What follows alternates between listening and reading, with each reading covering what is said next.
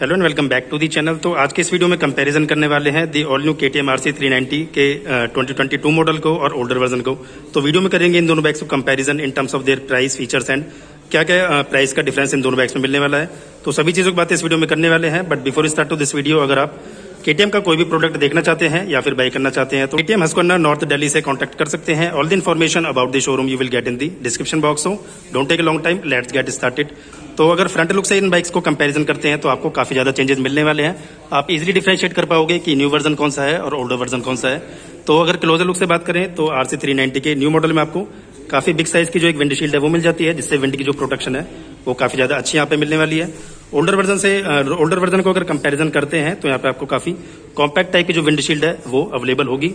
Front में अगर headlamp section को कंपेयर करते हैं तो दोनों में ही आपको जो LED सेटअप है वो अवेलेबल होने वाला है, बट डिजाइन वाइज आपको काफी ज्यादा चेंजेस मिलने वाले हैं। न्यू वर्जन में जो आपको हेडलैम्प सेक्शन का डिजाइन है वो कुछ इस टाइप का मिलेगा और जो DRLs हैं उनका डिजाइन भी आपको कुछ इस टाइप का मिलने वाला है। यहाँ पे आपको फॉगी जो DRLs हैं वो कुछ इस टाइप के अवेलेबल होंगे और जो विजिबिलिटी है वो भी कुछ इस टाइप की मिलने वाली है। ओल्डर वर्जन की अगर बात करें तो ओल्डर वर्जन में आपको जो प्रोजेक्टर सेटअप है वो मिल जाता था और जो DRLs का डिजाइन है वो भी भाई कुछ इस टाइप का मिल जाता था।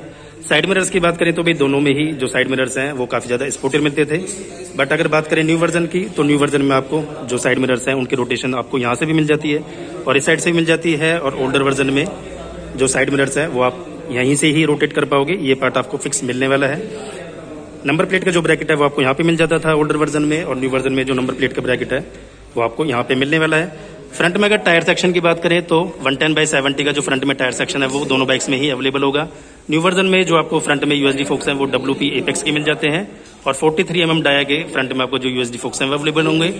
ओल्डर वर्जन में जो आपको फ्रंट में USD फोक्स हैं वो इस टाइप के अवेलेबल होते थे और जो सस्पेंशन का ट्रेवल है वो आपको न्यू वर्जन में ज्यादा मिलने वाला है compare to older version. Front fender का जो डिजाइन है वो दोनों में ही स्पोर्टिव मिल जाता है और काफी ज्यादा जो बल्कि लुक है वो फ्रंट फेंडर में आपको मिलने वाला है। फ्रंट का टायर साइज मैंने आपको बता दिया है, 110/70 के टायर सेक्शन अवेलेबल होंगे। 17 इंचेस के अलॉयज अवेलेबल हो जाते हैं। न्यू वर्जन में जो अलॉय व्हील्स हैं वो आपको कुछ इस डिजाइन के मिल जाते हैं और बायोनिक डिजाइन के जो अलॉय व्हील्स हैं वो यहाँ पे अवेलेबल होने वाले हैं। KTM ने काफी अच्छा काम किया है, यहाँ से जो अनवांटेड वेट है वो KTM ने यहाँ से रिड्यूस कर दिया है। और जो ओल्डर वर्जन है उसमें आपको जो अलॉय व्हील्स हैं वो कुछ इस डिजाइन के मिल जाते थे। फ्रंट में अगर डिस्क साइज की बात करें तो न्यू वर्जन में आपको 320 mm की डिस्क साइज मिल जाती है और ओल्डर वर्जन में जो डिस्क साइज है वो थोड़ी कम साइज की अवेलेबल होगी। न्यू वर्जन में जो आपको एक्सल शाफ्ट है वो हॉलो मिल जाती थी और जो ओल्डर वर्जन है उसमें जो एक्सल शाफ्ट है वो आपको इस टाइप की डिजाइन की मिलती थी। तो ये था फ्रंट से दोनों बाइक से कंपैरिजन। साइड से बात करें तो साइड से जो फेयरिंग है वो आपको फुल्ली फेयर्ड डिजाइन दोनों बाइक्स में ही मिल जाता था। KTM का जो साइड फेयरिंग है न्यू वर्जन की वो आपको कुछ इस टाइप की मिलने वाली है और ओल्डर वर्जन में जो साइड फेयरिंग है वो आपको कुछ इस टाइप मिल जाती थी। फ्यूल टैंक की अगर कैपेसिटी की बात करें तो दोनों बाइकों में आपको डिफरेंस मिलने वाला है। ओल्डर वर्जन में जो फ्यूल टैंक है वो आपको थोड़ा कम कैपेसिटी का मिलता था। 9.5 लीटर की जो कैपेसिटी है वो आपको ओल्डर वर्जन में मिल जाती थी, बट न्यू वर्जन में आपको 13.7 लीटर की जो फ्यूल टैंक की कैपेसिटी है वो अवेलेबल होगी। फ्यूल टैंक अगर मटेरियल की बात करें तो यहाँ पे आपको जो फ्यूल टैंक है वो मेटल में मिलता था और ये पार्ट है वो आपको फाइबर में मिलने वाला है। ओल्डर वर्जन में जो फ्यूल टैंक है वो आपको फुल जो है वो आपको फाइबर में अवेलेबल होता था और जो फ्यूल टैंक है वो आपको थोड़ा कम वाइड मिलता था ओल्डर वर्जन में, और न्यू वर्जन में जो फ्यूल टैंक है वो आपको थोड़ा ज्यादा वाइड मिल जाता है। फ्रेम वाइज भी दोनों बाइकों में आपको चेंजेस मिलने वाले हैं। दोनों बाइक ट्रेलिस फ्रेम के साथ अवेलेबल होती हैं, बट जो चेंजेस है वो है ये कि आपको न्यू वर्जन में जो सब फ्रेम है वो आपको बोल्ट ऑन मिल जाता है और ओल्डर वर्जन में जो फ्रेम है वो आपको कंप्लीट मिल जाता था। इसका भी एक रीजन है, KTM जब बाइक एक्सीडेंटल होती थी तो जो बोल्ट ऑन सब फ्रेम दिया है इसका जो बेनिफिट है वो ये है कि आप इजिली चेंजेस कर पाओगे और जो कॉस्ट है वो भी आपको कम हो जाती है। अगर बात करें इंजन स्पेसिफिकेशंस और परफॉर्मेंस की तो दोनों ही बाइकों में आपको 373 सीसी का single cylinder liquid cooled engine available होता था। परफॉर्मेंस की बात करें तो परफॉर्मेंस में अभी आपको ज्यादा चेंजेस नहीं मिलने वाले। 43.7 PS की पावर और 37 न्यूटन मीटर का जो पीक टॉर्क है वो इंजन में आपको मिल जाता है।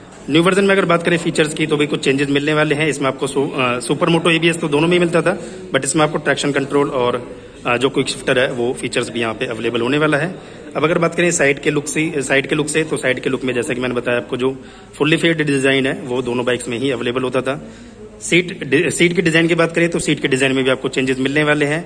KTM RC 390 का जो न्यू वर्जन है उसकी सीट आपको ज्यादा कंफर्टेबल फील होने वाली है और जो फैब्रिक है वो भी आपको यहाँ पे एंटी स्लिपेज जो फैब्रिक है वो यूज किया है। ओल्डर वर्जन में जो सीट है वो आपको थोड़ी छोटी मिलती थी राइडर की, पिलियन की अगर सीट की बात करें तो न्यू वर्जन में आपको जो सीट है वो आपको कुछ इस डिजाइन की मिलने वाली है और काफी अच्छा डिजाइन न्यू वर्जन में आपको देखने को मिलेगा। ओल्डर वर्जन में जो सीट है वो आपको कुछ इस टाइप की मिल जाती थी। मिडल पैनल आपको किसी में भी अवेलेबल नहीं होता, तो जो मिडल पैनल है वो आपको यहाँ पे किसी में भी अवेलेबल नहीं होने वाला। न्यू वर्जन में आपको 40% जो लार्जर एयर इनटेक बॉक्स है वो मिल जाता है, जिससे जो थ्रॉटल रिस्पॉन्स है वो काफी ज्यादा अच्छा यहाँ पे आपको मिलने वाला है। रियर का जो पैनल है उसका डिजाइन आपको कुछ इस टाइप का मिलेगा और जो ग्राफिक्स हैं वो भी कुछ इस टाइप के मिलने वाले हैं। ओल्डर वर्जन में जो ग्राफिक्स हैं वो भी आपको कुछ इस टाइप के मिल जाते हैं। प्राइसिंग की बात करें तो 3,66,000 के करीब जो इस बाइक का प्राइस है न्यू वर्जन का, ओल्डर वर्जन का सेम ही रहने वाला है, तो 3,66,000 और नोट के करीब जो इस बाइक का प्राइस है वो रहेगा। एक्चुअल प्राइसिंग की बात करें तो 3,14,000 के करीब जो इस बाइक का प्राइस है वो आपको अवेलेबल होगा। कलर ऑप्शंस की बात करें तो न्यू वर्जन में आपको 2 कलर ऑप्शंस मिल जाते हैं। ये इस बाइक का रेसिंग ब्लू कलर है और जो दूसरा कलर है वो आपको KTM ऑरेंज मिल जाता है। बाकी इस बाइक में मैंने एक डिटेल वीडियो भी बनाई हुई है, इसका लिंक आपको आई बटन पे मिल जाएगा।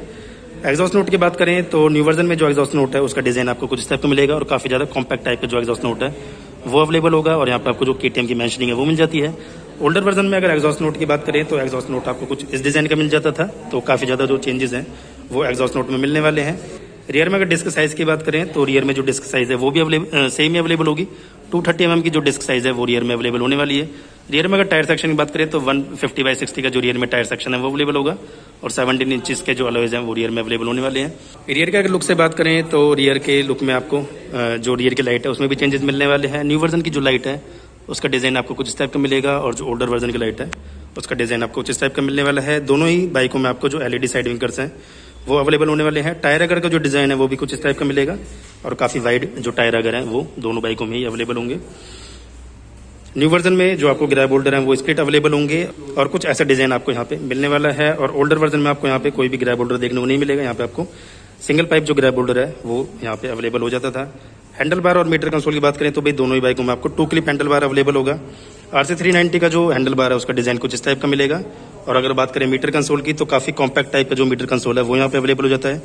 स्विचेस की बात करें तो यहाँ पे आपको हाई बीम, लो बीम और पास का स्विच मिल जाता है। साइड विंकर्स का ऐसा और हॉर्न का इस टाइप का बटन अवेलेबल होगा। इस साइड अगर स्विचेस की बात करें तो यहाँ पे आपको इंजन केल स्विच और सेल्फ स्टार्ट का जो बटन है वो अवेलेबल हो जाता है। मीटर कंसोल की अगर इंडिकेशन की बात करें तो यहाँ पे आपको साइड स्टैंड की जो इंडिकेशन है वो अवेलेबल होने वाली है। लो फ्यूल की इंडिकेशन अवेलेबल होगी और टेम्परेचर की जो इंडिकेशन है वो अवेलेबल हो जाती है साइड में और यहाँ पे आपको फ्यूल की इंडिकेशन अवेलेबल होगी। ऑडोमीटर की सारी डिटेल्स यहाँ पे अवेलेबल होने वाली हैं। तो यहाँ पे आपको LCD डिस्प्ले मिल जाता था ओल्डर वर्जन में। अब अगर बात करें न्यू वर्जन की तो न्यू वर्जन में जो हैंडल बार है वो कुछ इस टाइप का अवेलेबल होगा। 10 mm का जो ऑप्शन है वो KTM ने प्रोवाइड कराया, जिससे आप इसकी हाइट को 10 mm रिड्यूस कर सकते हो। मीटर कंसोल की बात करें तो यहाँ पे आपको TFT डिस्प्ले मिल जाती है और जो डिजाइन है वो भाई कुछ इस टाइप का मिल जाता है। फीचर्स की बात करें तो यहाँ पे आपको ट्रिप मीटर्स की डिटेल्स अवेलेबल हो जाती हैं और यहाँ पे आपको जो स्विचेस हैं वो यहाँ पे इस टाइप के अवेलेबल हो जाते हैं, तो आप यहाँ से मोड्स में स्विच कर पाओगे। तो अगर मैं बात करूँ इसमें फीचर्स की तो यहाँ पे आपको ट्रिप मीटर्स की डिटेल्स अवेलेबल होंगी, फ्यूल रेंज, स्पीड, सारी डिटेल्स यहाँ पे अवेलेबल होने वाली हैं। और यहाँ पे आप KTM my ride, tips data और मोटरसाइकिल की जो सेटिंग्स है वो आप कर पाओगे। यहाँ पे आप सुपर मोटो ABS और जो ट्रैक्शन कंट्रोल है वो भी आप यहाँ पे कस्टमाइज कर पाओगे। टॉप से जो फ्यूल टैंक का डिजाइन है वो भी कुछ इस टाइप का मिलेगा। यहाँ पे आपको ड्यूल टोन में जो फ्यूल टैंक है वो मिल जाता है और ओल्डर वर्जन में जो फ्यूल टैंक है उसका डिजाइन आपको कुछ इस टाइप का अवेलेबल होगा। टॉप से अगर सीट की बात करें तो टॉप से जो सीट का डिजाइन है वो भी कुछ इस टाइप का मिलने वाला है। वेट डायमेंशंस और माइलेज की बात करें तो दोनों बाइकों का जो वेट है वो अप्रोक्सीमेट सेम रहने वाला है। 170 kg के अराउंड जो दोनों बाइक्स का वेट है वो रहेगा। प्राइस वाइज भी भाई दोनों बाइक सेम ही रहने वाली है। ग्राउंड क्लियरेंस की बात करें तो 153 mm की जो ग्राउंड क्लियरेंस है वो दोनों बाइक्स में अवेलेबल हो जाती है। सीट हाइट में भी आपको कोई भी चेंजेस नहीं मिलेंगे। 824 mm की जो सीट हाइट है वो भी दोनों बाइक्स में अवेलेबल होने वाली है। तो ये थे इन दोनों बाइक्स का कंपैरिजन। तो अगर आपको वीडियो अच्छी लगी हो तो प्लीज वीडियो को लाइक, शेयर और चैनल को भी सब्सक्राइब करें। So we will meet again in another video. Till the time stay safe and be happy. So thanks for watching.